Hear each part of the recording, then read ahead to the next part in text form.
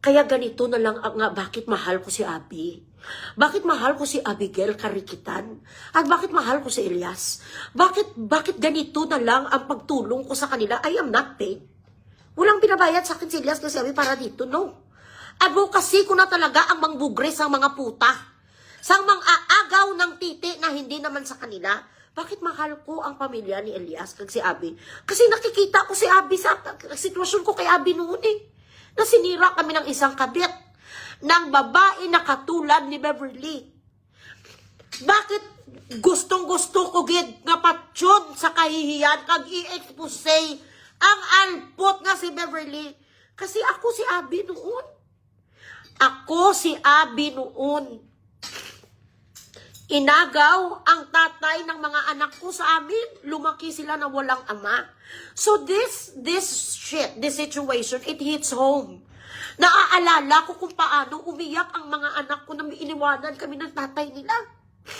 So kung sino ang mga kabit dito, bilatsing ilo nyo pag akong kinalaban, yung madunot, di ka mo yung sakot. Hindi, di ka mo mapuslan kay Bugres.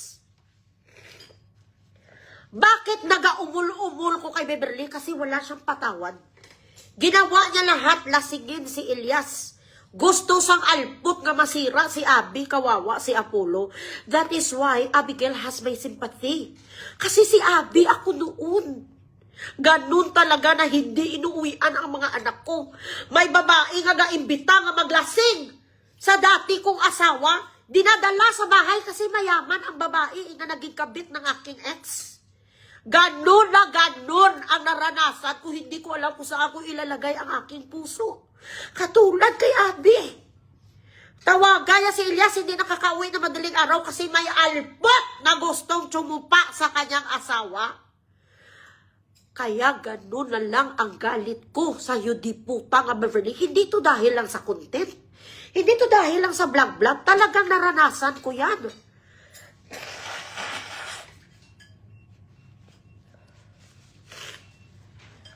So ngayon, itong mga tao na nag-accuse sa akin sa mga scam-scam, hindi yan hindi yan siya totoo.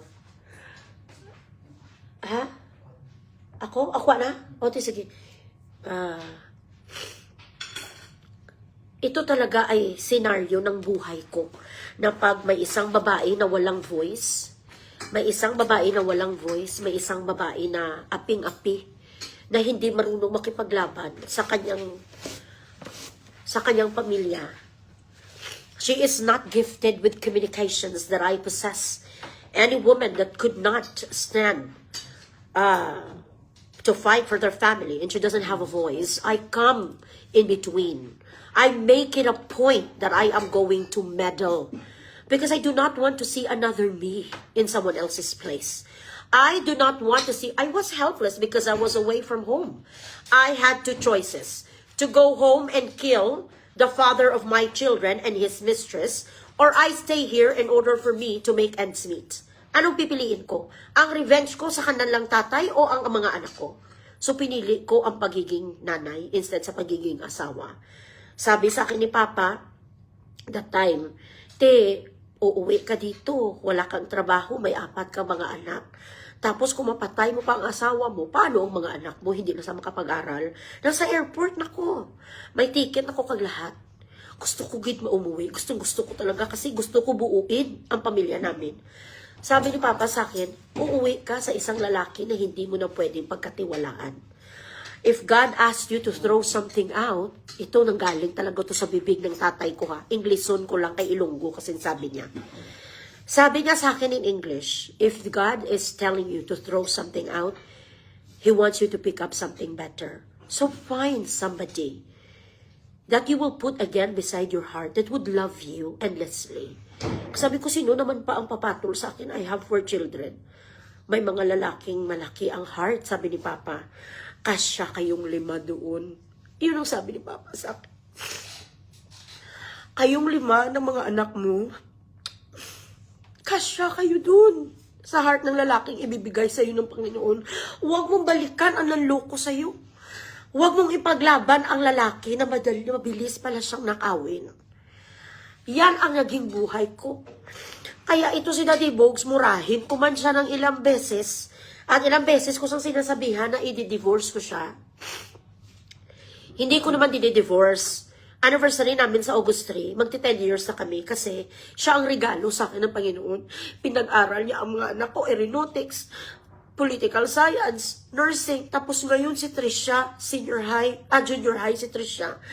Kaya kung sino dyan sa inyo na linuloko ng mga asawa nyo, huwag kayong mawala ng pag-asa kasi may lalaki talagang ipapadala ang Diyos na malaki ang puso na kasya kayong lahat.